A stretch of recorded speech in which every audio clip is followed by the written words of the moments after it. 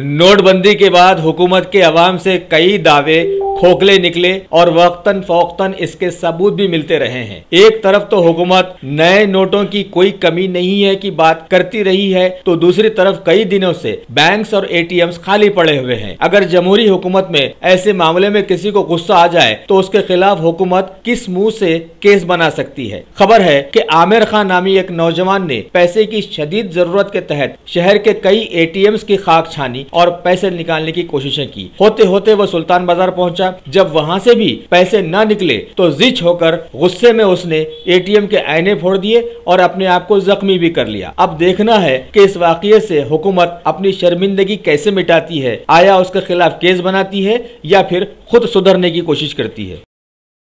क्या है, जब चालान दे रहे हैं तो साथ में स्वैपिंग मशीन रखना चाहिए ना। जब कैश नहीं है एटीएम्स में, हर जगह कैश नहीं तो स्वैपिंग मशीन रखना। इतनी तकलीफ दे रहे हैं, कुछ तो फैसिलिटी मिलना गवर्नमेंट की तरफ से। क्या करेंगे ऐसे हालत में? पब्लिक गाड़ी छोड़ देंगे, पैदल धूपों में फिरेंगी।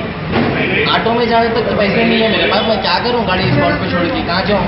कैश लाओ बोल रहे हैं, कहाँ से लाऊँ कैश में? एटीएम्स खाली है पूरे। मार्केट सेवा में गए तो बी सेवा में स्वैपिंग मशीन नहीं है बोल रहे हैं। पुलिस वालों के उनकी स्वैपिंग मशीन नहीं है। क्या है फिर? मार्केट से लगा बाहर में मैं एटीएम्स फिरा आखिरी में आके उनसे पूछा सर्कल से, एटीएम्स में कैश नहीं है बोल तो कोटी पे जो वहाँ मिल जाता है बोले। कोटी के बस स्टैंड पे गया तो कोटी के तीन एटीएम्स में कैश नहीं है।